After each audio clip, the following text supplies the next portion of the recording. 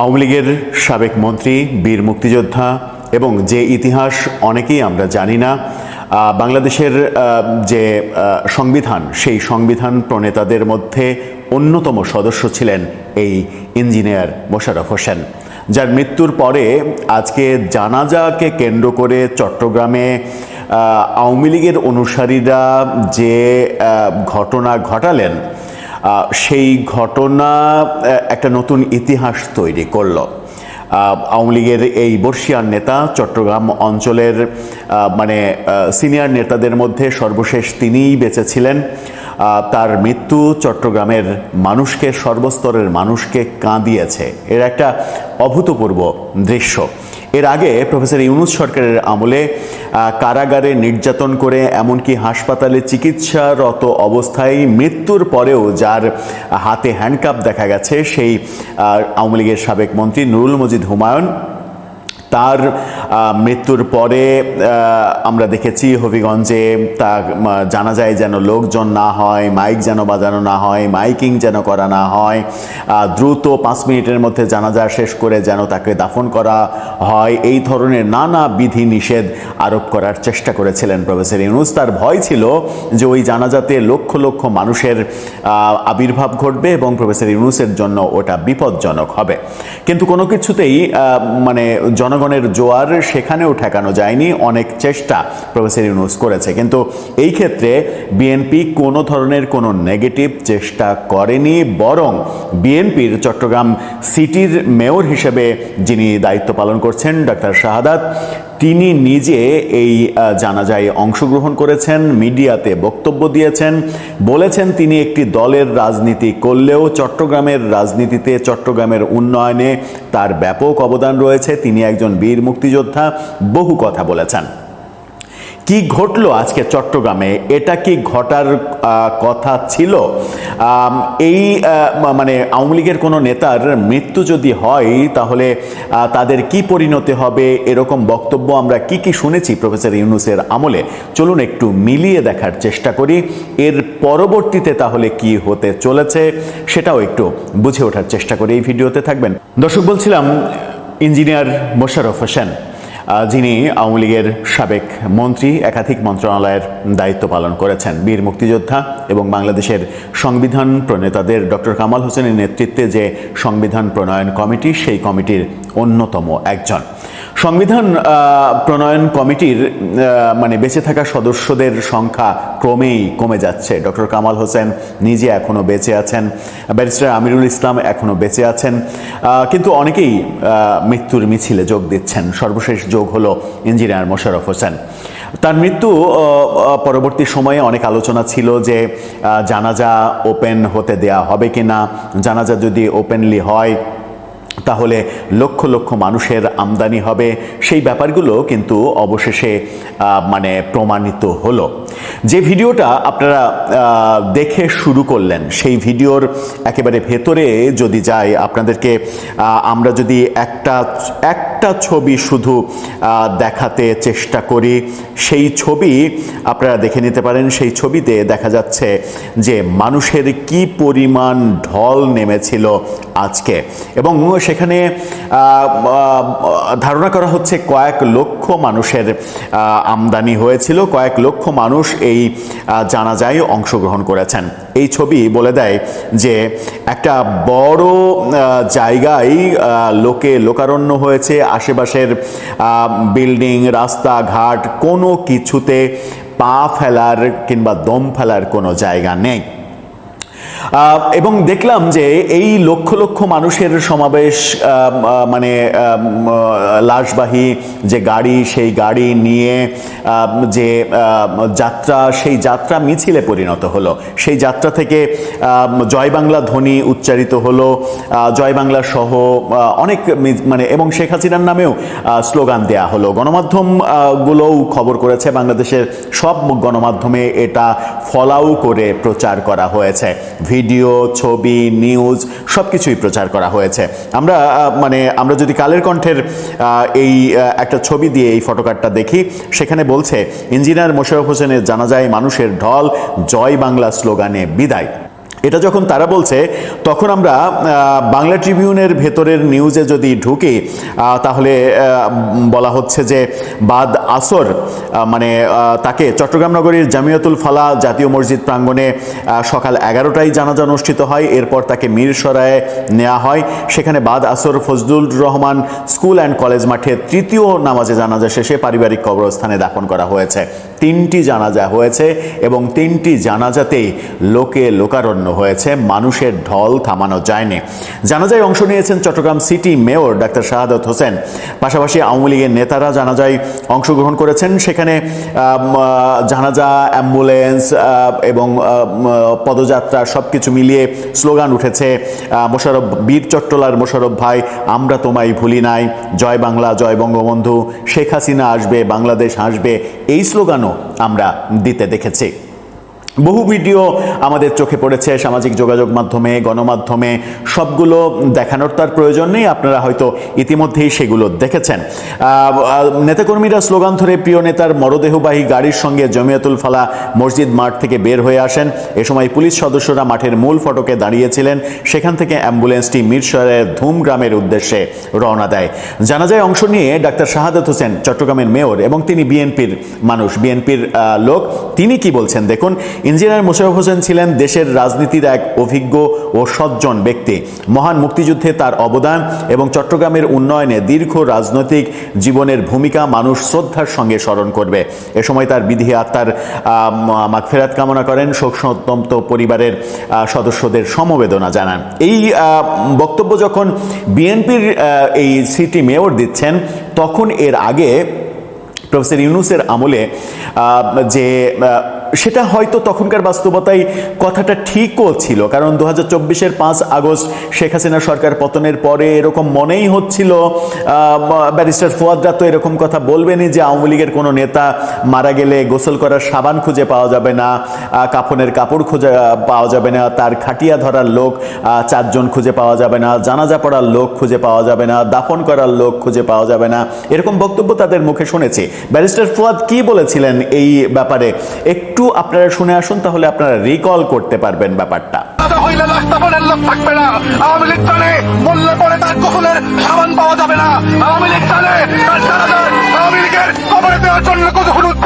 এই যে ব্যারিস্টার ফুয়াদের এই বক্তব্য, এই বক্তব্যের পরের বাস্তবতা আমরা দেখলাম এর আগে নুরুল মজিদ হুমায়ুন, হবিগঞ্জের সাবেক আওয়ামী লীগের মন্ত্রী, তার মৃত্যুতে আমরা লক্ষাধিক মানুষের সমাগম দেখেছি। আজকে চট্টগ্রামে বিশেষ করে এই মোশাররফ হোসেনের জানাজায় যে দৃশ্য দেখলাম, ব্যারিস্টার ফুয়াদের ওই বক্তব্যের ঠিক উল্টা চিত্রটা আমরা দেখলাম। এই উল্টা চিত্র কেন হলো, এখন এটাই তো বড় প্রশ্ন।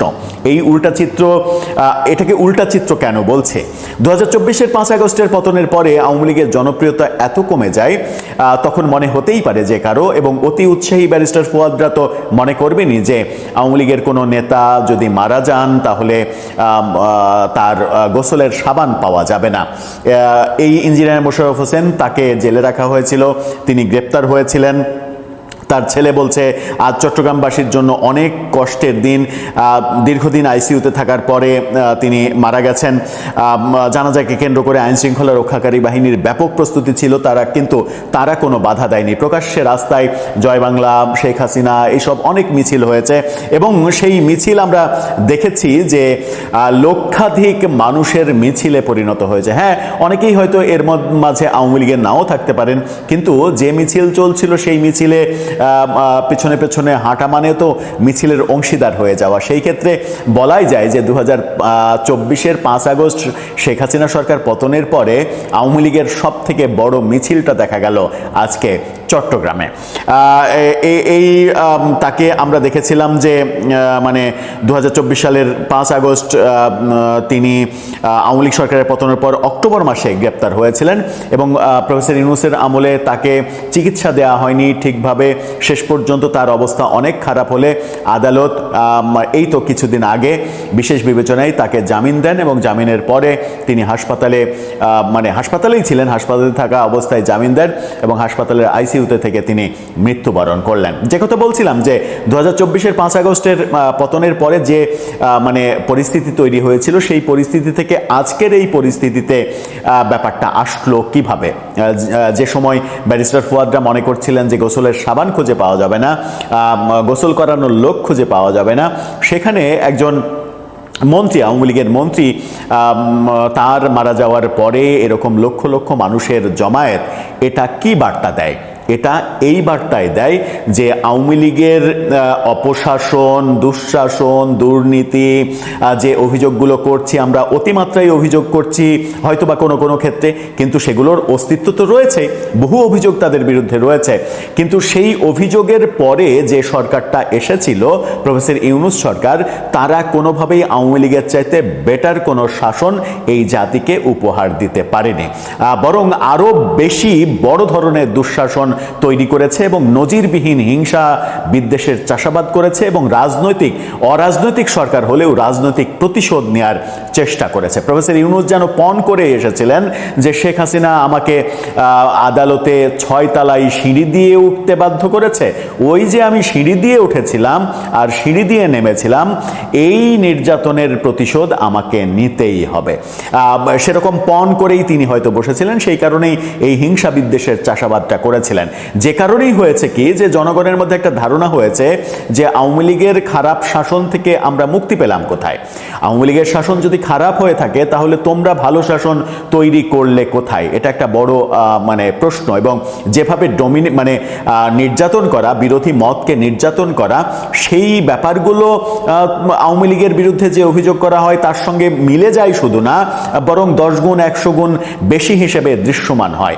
এই কারণেই মূলত ঘটনাটা ঘটেছে 24-এর 5 আগস্টে পতনের পরে ব্যারিস্টার ফুয়াদরা যখন মনে করছিলেন যে আওয়ামী লীগের নেতারা মৃত্যুর পরে গোসলের সাবান জুটবে না, সেই দৃশ্য পরিবর্তন হয়ে লক্ষ লক্ষ মানুষের জমায়েত হচ্ছে। এটা কিন্তু ব্যারিস্টার ফুয়াদদের জন্য একটা বড় বার্তা, কারণ তারা যদি এই বার্তাই বোঝেন যে তারা ভুল পথে ছিলেন এবং ভুল পথে ছিলেন বলে আওয়ামী লীগের জনপ্রিয়তা তলানিতে যেটা নেমে গিয়েছিল, সেটা আবার ফিরে আসছে জনগণের মধ্যে, আবারও আওয়ামী লীগ প্রীতি দেখা যাচ্ছে। এই যে আওয়ামী লীগ প্রীতি জনগণের মধ্যে দেখা যাচ্ছে, এটা ব্যারিস্টার ফুয়াদ কিংবা ডক্টর ইউনূসদের জন্য বড় বিপজ্জনক। পার্থক্যটা স্পষ্ট দেখেন। নুরুল মজিদ হুমায়ুন, হবিগঞ্জের আওয়ামী লীগের সাবেক মন্ত্রী, তিনি মারা যাওয়ার পরে প্রফেসর ইউনূস সরকার আতঙ্কিত হলেন যে ওখানে লক্ষ মানুষের জমায়েত হয়ে যদি জানাজা হয়, তাহলে সেই লক্ষ মানুষ যদি ঢাকায় এসে যমুনা ঘেরাও করে ইউনূসকে ধরে ফেলে তাহলে তো বিপদে পড়ে যাবেন। এই ভয়, অরাজনৈতিক ব্যক্তি হলে, রাজনীতি অজ্ঞ কিংবা রাজনৈতিক মূর্খ হলে যে ধারণাগুলো মগজের মধ্যে কাজ করে, সেই ধারণাগুলো তার মগজে কাজ করেছে বলে ওখানে বিধিনিষেধ আরোপের চেষ্টা করেছেন। কিন্তু একটা গণতান্ত্রিক সরকার, বিএনপি সরকার কিন্তু সেই কাজটা করেনি। তারা তাদের মধ্যে ওই শঙ্কা কাজ করেনি যে একটা জানাজা থেকে লক্ষ মানুষের জমায়েত হয়ে সেটা সরকারের জন্য কোনো আতঙ্কজনক পরিস্থিতি তৈরি করবে। এই যে রাজনৈতিক ব্যক্তি, রাজনৈতিক সরকার এবং অরাজনৈতিক মূর্খ পাণ্ডাদের পার্থক্য এখানেই স্পষ্ট হয়ে যায় এবং এই স্পষ্ট পার্থক্যটা অনুভব করার জন্যই মূলত আমরা গণতান্ত্রিক পরিবেশ চাইছিলাম, নির্বাচনটা দ্রুত চাইছিলাম, যেন দেশে একটা ভালো অবস্থা বিরাজ করে।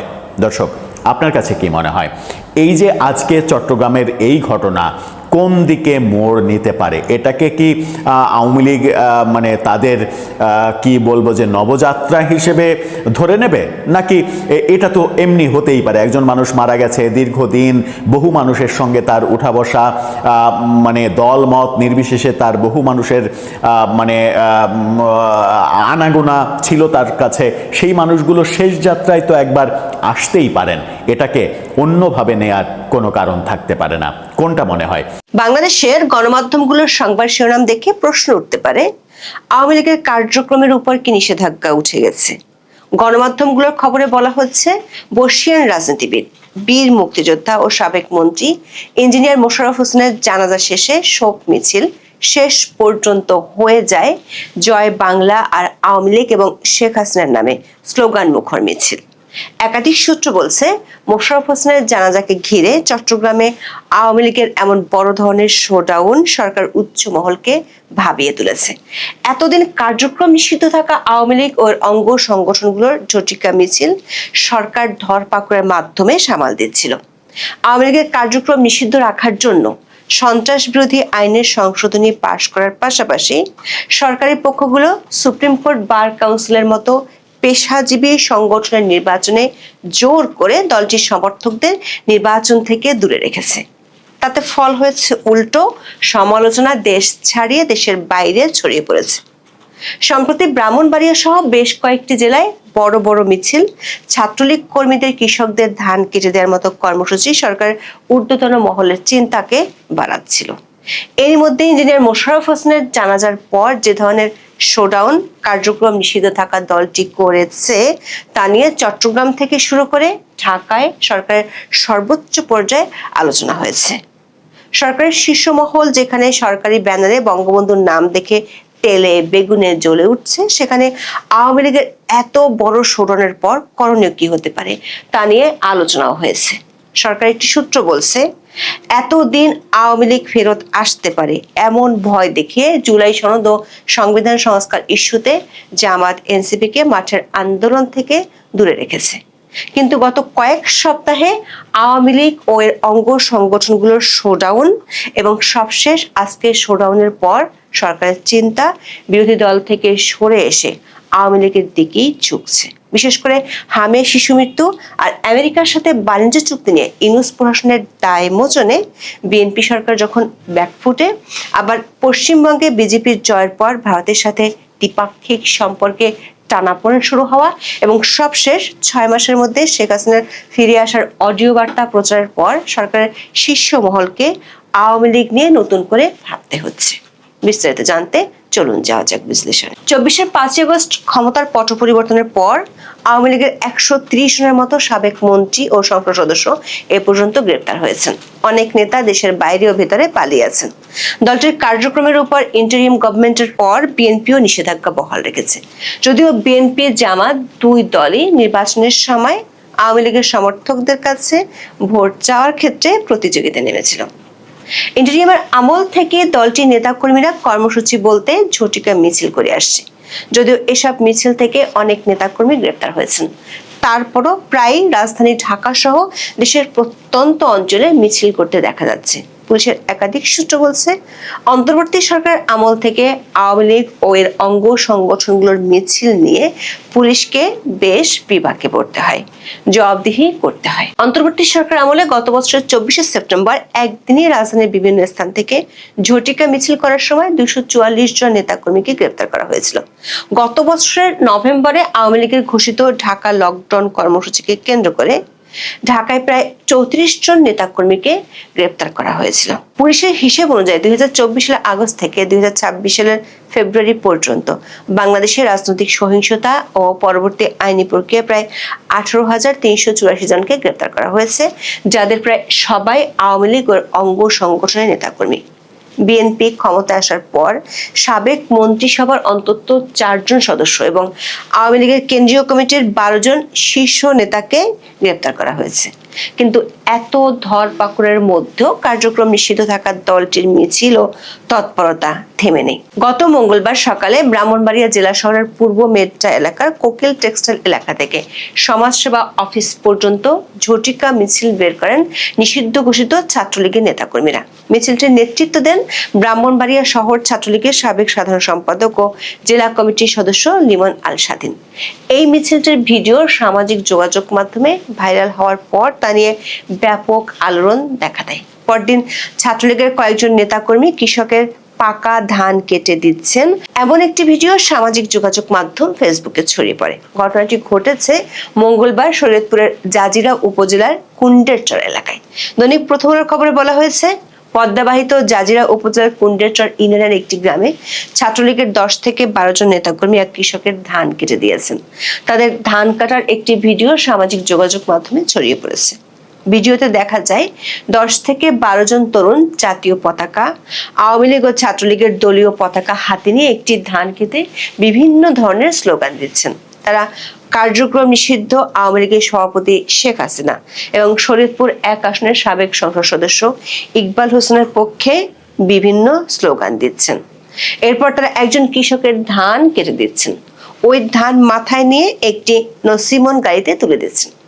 ধান কাটতে সহযোগিতা করায় ওই এলাকার একজন কৃষক শরীয়তপুর জেলা ছাত্রলীগ ও জাজিরা উপজেলা ছাত্রলীগের নেতা কর্মীদের ধন্যবাদ দিতেও শোনা যায়। নিষিদ্ধ ঘোষিত ছাত্র সংগঠনটির এমন কার্যক্রমে বিপাকে পড়ে পুলিশ। উপরের মহলের চাপে খোঁজ নেওয়া শুরু করে। সরকারের শীর্ষ মহল থেকে পুলিশকে গোয়েন্দা তৎপরতা বাড়ানোর তাগিদ দেওয়া হয়। 13ই মে যখন এ নিয়ে আলোচনা চলছিল, তখন সাবেক সংসদ সদস্য ও বীর মুক্তিযোদ্ধা ইঞ্জিনিয়ার মোশাররফ হোসেনের মৃত্যুর খবর আসে। প্রকৌশল বিদ্যায় পড়াশোনা করা মোশাররফ হোসেন একাধারে বর্ষিয়ান রাজনীতিবিদ, মুক্তিযুদ্ধের সংগঠক ও সফল শিল্পপতি ছিলেন। এই মুক্তিযোদ্ধা 1 নম্বর সেক্টরের সাব সেক্টর কমান্ডার ছিলেন। যুদ্ধের সময় বিভিন্ন গুরুত্বপূর্ণ অপারেশনের নেতৃত্ব দেন তিনি। 1972 সালের সংবিধান প্রণেতাদের অন্যতম মোশাররফ হোসেন চট্টগ্রামের মিরসরাই আসন থেকে আওয়ামী লীগের প্রার্থী হিসেবে 6 বার এমপি হন। আমৃত্যু তিনি ছিলেন আওয়ামী লীগের সভাপতি মণ্ডলীর সদস্য। 1996 সালে তিনি বেসামরিক বিমান পরিবহন ও পর্যটন মন্ত্রণালয়ের মন্ত্রীর দায়িত্ব পালন করেন। পরে গৃহায়ন ও গণপূর্ত মন্ত্রী হিসেবেও দায়িত্ব পালন করেন। 2022 সালের 7 ডিসেম্বর রাজধানীর পল্টনে বিএনপি কার্যালয়ে হামলা ও বিএনপি কর্মী মকবুল হত্যার ঘটনায় করা মামলায় 2024 সালের 27 অক্টোবর রাজধানীর বসুন্ধরা আবাসিক এলাকা থেকে মোশাররফ হোসেনকে গ্রেপ্তার করেছিল গোয়েন্দা পুলিশ। পরে আরো বেশ কিছু মামলায় তাকে গ্রেপ্তার দেখানো হয়।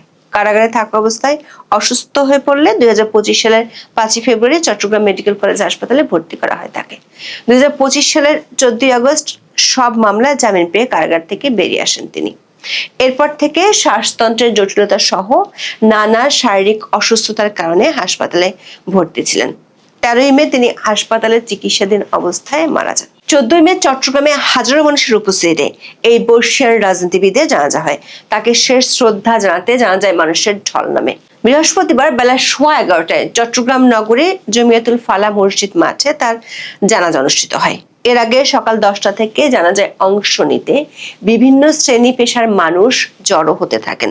জানাজা শেষ হতেই মরদেহ নিয়ে রাখা হয় অ্যাম্বুলেন্সে। তখনই মাঠের চারপাশ থেকে হাজারো সহযোদ্ধা, রাজনৈতিক সহচর ও অনুসারীরা অ্যাম্বুলেন্স ঘিরে স্লোগান ধরেন। তাদের কণ্ঠে ওঠে বীর চট্টলার মোশাররফ ভাই, আমরা তোমায় ভুলি নাই, জয় বাংলা, জয় বঙ্গবন্ধু, শেখ হাসিনা আসবে, বাংলাদেশ হাসবে স্লোগান। নেতা কর্মীরা স্লোগান ধরে প্রিয় নেতার মরদেহবাহী গাড়ির সঙ্গে জমিয়াতুল ফালাহ মসজিদ মাঠ থেকে বের হয়ে আসেন। এই সময় পুলিশ সদস্যরা মাঠের মূল ফটকে দাঁড়িয়ে থাকলেও তাদের করার কিছুই ছিল না। সামাজিক মাধ্যমের কল্যাণে মুহূর্তে ভিডিও ছড়িয়ে পড়লে সরকার উচ্চ মহলেও এ নিয়ে আলোচনা শুরু হয়। যদিও সিএমপির পক্ষ থেকে আগে থেকেই ব্যাপক নিরাপত্তা ব্যবস্থা নেওয়া হয়েছিল, কিন্তু আওয়ামী লীগ এত বড় শোডাউন কিভাবে করলো সে বিষয়টি ভাবনায় ফেলেছে সরকারকে। কারণ বিএনপি ও সরকারের শীর্ষ মহল আওয়ামী লীগকে ছাড় না দেওয়ার সিদ্ধান্ত নিয়ে রেখেছে। আওয়ামী লীগের পক্ষে যেতে পারে এমন কোনো কাজের ব্যাপারে অলিখিত কড়া বিধিনিষেধ আরোপ করে রাখা হয়েছে প্রশাসনে। যেমন 14ই মে নেত্রকোনার কলমাকান্দা উপজেলা সাব রেজিস্ট্রার অফিসের দেয়ালে অফিস চার্টারে বঙ্গবন্ধু শেখ মুজিবুর রহমানের একটি উক্তি লেখা থাকায় তেলে বেগুনে জ্বলে ওঠেন জাতীয় সংসদের deputy speaker barrister Kaiser Kamal. 14ই মে বিকেলে আকস্মিকভাবে অফিসটি পরিদর্শনে গিয়ে তিনি এই প্রতিক্রিয়া জানান। কার্যালয়ের দেয়ালে টাঙানো সিটিজেন চার্টারে লেখা বঙ্গবন্ধু শেখ মুজিবুর রহমানের একটি বাণী একজন গণমাধ্যম কর্মী ডেপুটি স্পিকারের নজরে আনেন। সেখানে লেখা, সরকারি কর্মচারীদের জনগণের সঙ্গে মিশে যেতে হবে। তারা জনগণের গোলাম, সেবক, ভাই। তারা জনগণের বাপ, জনগণের ছেলে, জনগণের সন্তান। তাদের এই মনোভাব নিয়ে কাজ করতে হবে। এ সম্পর্কিত দুটি ভিডিও সামাজিক যোগাযোগ মাধ্যমে ছড়িয়ে পড়েছে। 40 সেকেন্ডের একটি ভিডিওতে দেখা গেছে ওই সাংবাদিক সিটিজেন চার্টারে বাম হাতের আঙ্গুল রেখে দেখিয়ে বলেন, এগুলো বহু আগে, এগুলো না থাকলে তো ভালো। এই ঘটনায় তিনি সাব রেজিস্ট্রারের কাছে ব্যাখ্যা জানতে চান। এই সময় ওই কর্মকর্তা দুঃখ প্রকাশ করে লেখাটি সরিয়ে ফেলবেন বলে জানান। 1 মিনিট 36 সেকেন্ডের অন্য একটি ভিডিওতে ডেপুটি স্পিকারকে বলতে শোনা যায়, এটা আসলে কি হতভম্ব না হতাশাও বটে। আর আমি মনে করি যারা এই সমস্ত বিষয় ইগনোর করছেন তাদের বিরুদ্ধে যথাযথ ব্যবস্থা নেওয়া উচিত। এ ব্যাপারে আইনগত ব্যবস্থা নেওয়া উচিত। প্রশ্ন হলো, ডেপুটি স্পিকার কায়সার কামাল নিজেই আইনের লোক এবং তিনি ডেপুটি স্পিকার হয়েছেন বর্তমান সংবিধান অনুযায়ী। সেই সংবিধানে বঙ্গবন্ধুকে সর্বোচ্চ সম্মান দেওয়া হয়েছে। বিএনপি আবার বিরোধী দলকে কথায় কথায় সংবিধান রক্ষার ছবকও দেয়। তাহলে বিএনপির ডেপুটি স্পিকার কেন একটি চার্টারে বঙ্গবন্ধুর একটি উক্তি দেখে তেলে বেগুনে জ্বলে উঠলেন? সূত্রগুলো বলছে, সাম্প্রতিক সময়ে আঞ্চলিক ভূ রাজনীতিতে কিছু নাটকীয় পরিবর্তন বিএনপিকে আওয়ামী লীগের বিষয়ে আরো ভাবিয়ে তুলেছে। এমনকি বিরোধী দল জামাত ও এনসিপি আওয়ামী লীগ সুবিধা নিতে পারে এই আতঙ্কে সরকার বিরুদ্ধে আন্দোলনে যাচ্ছে না। দৈনিক যুগান্তরের এক রিপোর্টে বলা হয়েছে, রাজনীতির মাঠে প্রকাশ্যে হাকডাক যতই থাক না কেন, ক্ষমতাসীন বিএনপি ও জামাত ইসলামী নেতৃত্বাধীন বিরোধী দল কেউই আপাতত একে অপরের বিরুদ্ধে কঠোর অবস্থানে যাচ্ছে না।